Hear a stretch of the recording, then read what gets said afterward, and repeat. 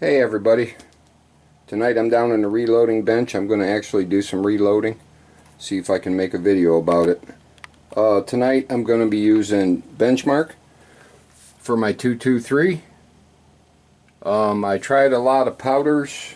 One of the reasons I went to Benchmark is everybody and their brother was using Varget, so I could never find it, and then I did a little research and Benchmark was recommended. So far it's been super clean, real accurate, real consistent, and it meters well. I dumped a little bit of IMR 4064, which is a 30-06 kind of a standard stick powder. You can see the large grains. It meters okay, but it gets a little crunchy.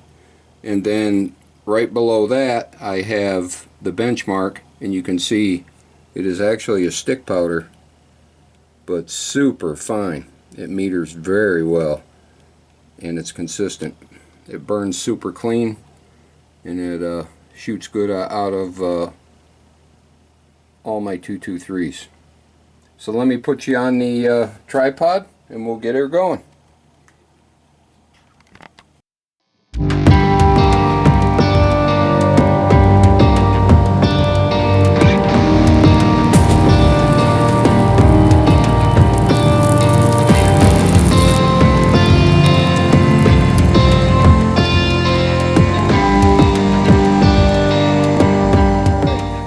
Started. My rig is the Dillon 550B. I have the automatic primer feeder. Let's drop a tube of 100 primers in. These basically you just dump your primers in your primer pan, shake them around, get them all the same, the right side up, and you pick them up with the tube. Flip the tube, and it sits on top of this little funnel. Pull the pin,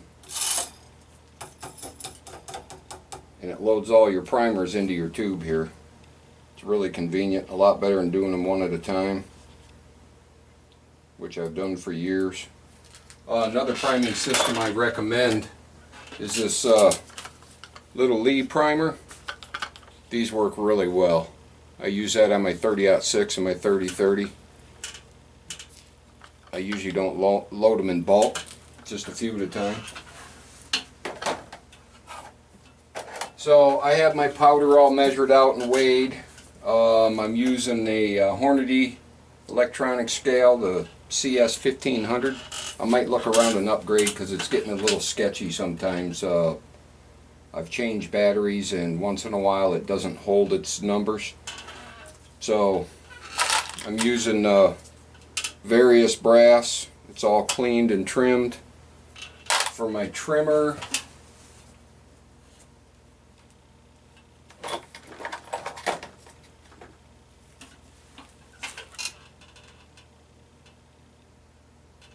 I use the Little Crow Gunworks. Awesome trimmer, really speeds up the process. I'm trying to find some light here. Really speeds up the process. It measures your neck measurement off the shoulder, so you basically just load it into a drill and then you pump your clean brass into here and it trims everything the same size. The cutters are adjustable in and out, so you can pretty much set it to where you want it. Pretty awesome. A lot better than doing one at a time when you're doing, you know, hundreds at a time. So basically you just load your clean brass. It's all been resized, trimmed, cleaned. I've taken the burr off the rim and everything. And you do your first pump and it feeds your primer down into here. And your first push forward sets the primer. This thing's really good. It really allows you to feel the primer seating in. Go to your next station. Put in a charge of powder. Be consistent on your throw. It will really help you get good loads. And today we're using a 55 grain jacketed bullet from Berry's. This is not a plated bullet, it's actually a jacketed bullet. Isn't that a thing of beauty?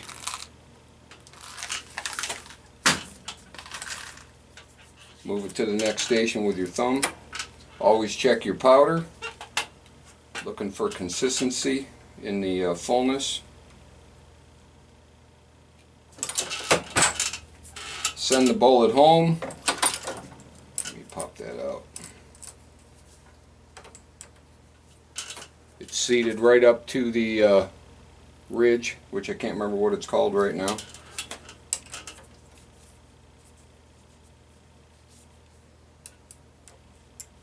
Move to the final station. I got a factory crimp with the little light factory crimp on it. And off it goes. You got a round ready to go. So you do that about 100 more times and you got a box of bullets.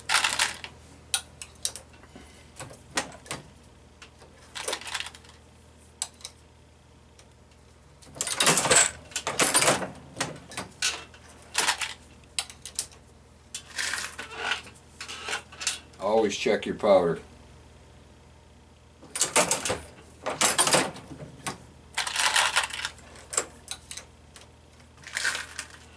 So once you get her loaded up, it's basically a progressive.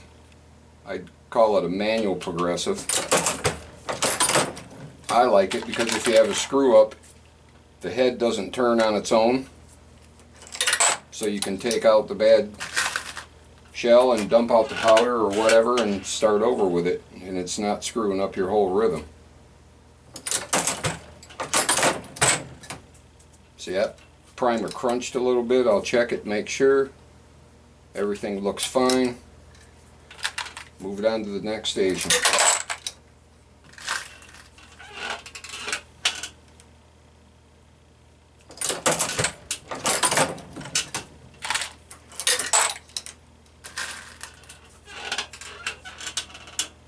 Just don't get yourself in a rush. Everything will work just fine.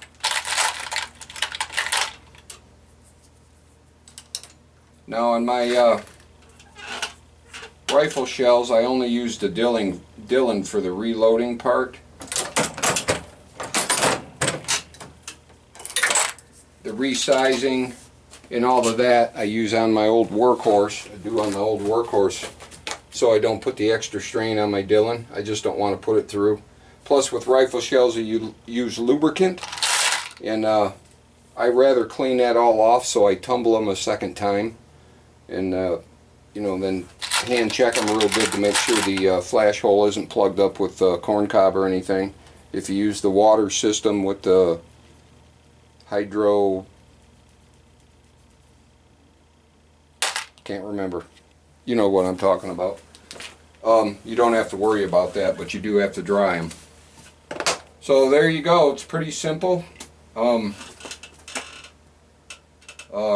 Couple of pins I pull. I can pull this whole head right out, put it over here on my stands, and switch calibers in probably 10 minutes if I mosey.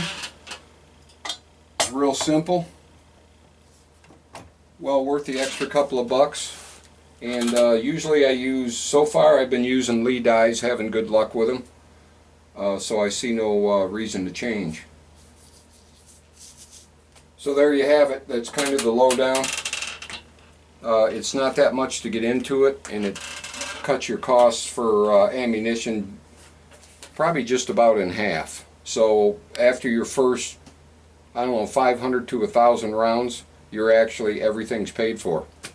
So it's a pretty good deal to get into. It's a great hobby. You can kind of, you know, sneak off by yourself and get into your business, and you end up with a bunch of shells you can go out and have fun with and not feel bad and spending $1 a piece or 50 cents a piece on them. Alright, that's about it. I'm not going to bore you with any more.